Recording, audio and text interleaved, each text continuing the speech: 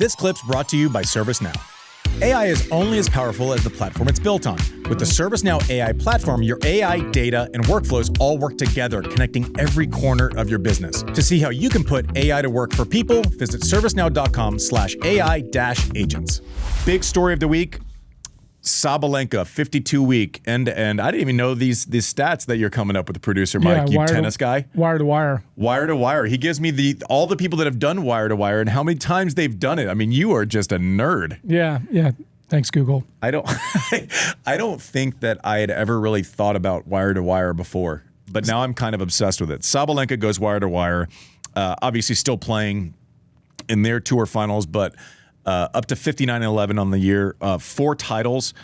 Obviously, it's weird to say saving your season when you're 52-week number one, but I think that's an interesting conversation, is how when you get to a certain level of greatness, you kind of redefine expectations a little bit. Like, we didn't have a lot of forgiveness for her losing in Grand Slam finals, and then you're looking back at the year and you're going, okay, what person on earth wouldn't take 59-11, 4 titles, a Grand Slam, 2 other Grand Slam finals, running at 52-week number one. Chrissy did it twice. Martina did it 3 times. Steffi Graf did it 5 times. Serena did it twice. Ash Barty did it twice, with a bit of an asterisk because the rankings were frozen in 2020. So a little bit different. But JW, just talk about kind of the progression of Sabalenka, right? And going kind of right through the end of Ash Barty. She was the dominant player when she retired. Swiatek takes over. And then, I mean, Aryna is just carving out just such a big legacy in this game, to the point where she loses a couple of Grand Slam finals to great players. And we're like, what's happening? Can she save her season going into the U.S. Open? She's literally been ranked number one the entire year.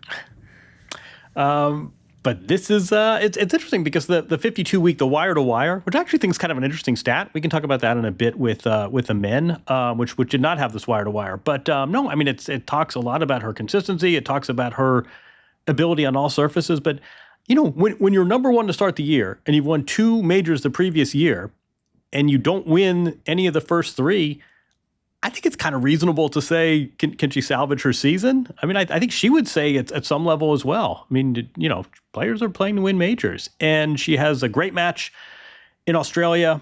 She's the double defending champion, and Madison Keys nips her out. Okay, fair enough. She wins the first set at Roland Garros against Coco. And then what happens? She sort of retreats, doesn't perhaps comport herself as she wished she had in the and it's kind of, it turns up being a really sort of a bitter tournament. Doesn't get the job done at Wimbledon, and then goes to the U.S. Open with a fair amount of pressure. And to her great credit, takes the title. Things seem to be stabilized. As we speak right now, she seems to be in pretty good shape in Riyadh. This is a generational player. She's in the prime of her career. I think she does things right. We haven't even talked about, we've talked about this in the past, but I still think her recovery from those serving yips is one of the great underrated stories in tennis in the last 5 years or so. But no, I mean, this is a player sort of playing tennis at its most elevated level. And I think, you know, we'll see what these next few years bring. If she wins double-digit majors, that would not surprise me at all. Things are really clicking. And you look back at her career, and at first it was like, man, she has no plan B. She's got no margin built in her game. It's all sort of, it's hit or miss tennis. And then she made some adjustments.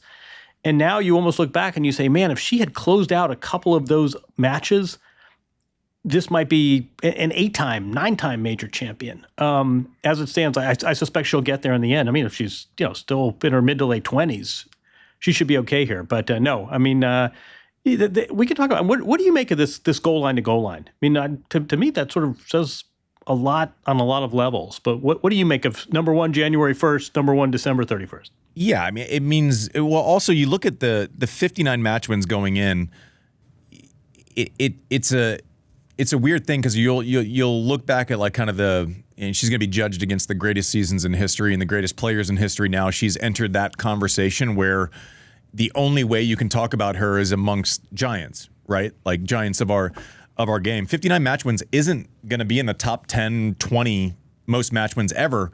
But then producer Mike and I were looking, she's not even playing small tournaments. Like, so to your point, JW, she's end-to-end number one, and also she didn't even play a 250. She played 3 500s, and she's basically having this level of consistency only playing 1,000s in Grand Slams. Yeah, she made 8 finals in 15 tournaments this year. Yeah, I mean, she's the most reliable player on tour, and I don't know that there's a close second for 2025. And I think this is the first time we've been able to say that, right? Because Iga's always been, super consistent. Ash Barty before that was super consistent. And then you're going back to Serena. But I think it just speaks to another layer of progression where it's like, hey, did I hit my top end as much as last year? I don't know, maybe not. But is my average Tuesday better than it's ever been? Yeah, I think it is. So I think that's the progression of Sabalenka. But I'm glad you brought up kind of her serving struggles. I mean, we don't even hardly talk about it now, or we only talk about it in the context of Coco and like a reason for hope and an example and precedent of kind of getting past the bout of serving yips. But if we go back 4 years when she's in the throes of that, 3 or 4 years, whatever it was, and I tell you, okay, she's run out this career, she's won this many majors, and she's done it all. There's never been a hint of revisiting the serving problems. Like to the point where now you erase it, and even with people that have struggled with their serve, if it's, Zverev had it 5 years ago and he hits a double fault at 30 all in a big, and we automatically think about it, or at least I do. Maybe that's unfair. Coco, the same thing. I don't even think about it with her anymore. Like it doesn't even register as like a possibility. And also, if you go back that many years and say she's won this many Grand Slams and still hasn't won Wimbledon, which she will. She will. Like, I think as we're sitting here today, she might even just be the early favorite for next year. She's just building a hell of a resume, and I think we can't get lost. And I talk about, like we talked about Sinner off the top. He wins a Masters event, and we're like, oh yeah, because that's what he does every week, right? It doesn't make it less difficult, but I think we're starting to almost, and it's almost a tip of the cap that we take her success for granted a little bit, to where she loses a final. We're like, what happened? Do you know how good you have to be at a sport to make the finals of 2 slams, the first 2 out of the gate for the year, and everyone's going, what's happening? Yeah, right. Like, do you know how good you have to be at that? I mean, that's right. It's kind of crazy to think about, right, JW? Yeah, and I would go, I don't know. I always have mixed feelings about going here. We keep this about the tennis, but I do think, athletes are people, and they have the same, confronting the same sort of challenge. Here's someone who, she lost her father. She lost a former intimate partner. She's from a country that sort of backslid into, I mean, there's a lot going on here.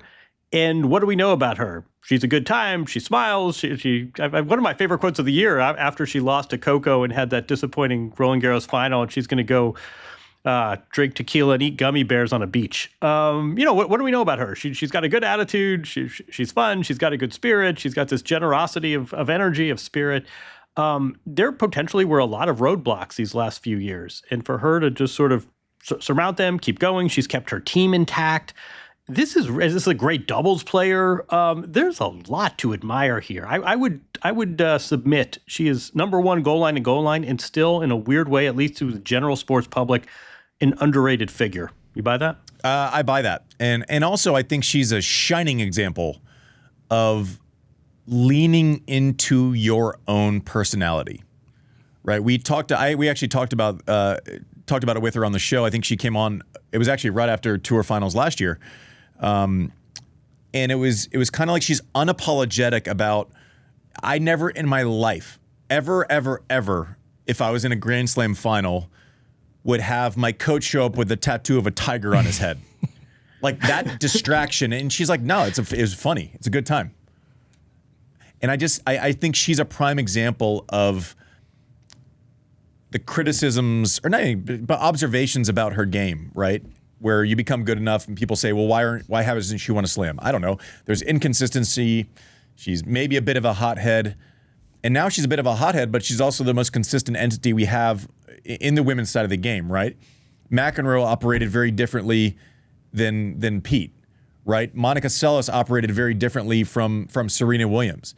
I think this whole thing where I remember these kind of tropes from the early 90s when dealing with mental toughness is like, okay, you got to be calm. You always have to be positive. That's the only way. And I think figures like Sabalenka are kind of just flipping those on its head. It's like, no, you can be imperfect as long as, that leads to better more often, right? Like I think she's kind of flipped it on its head, and she's a great example of kind of playing to your own strengths, not apologizing for the way you are. After the French, she came out and said she kind of owned it, and we came on and we said like that was not great. It was beneath her. And what did she say the next week? She's like, that's not great. I don't want to act like that. I was like, all right, well, someone comes on and kind of owns it and calls Coco and confronts it personally. And it doesn't feel like a show with her. I think there's a level of authenticity that I've really, really, really grown to respect.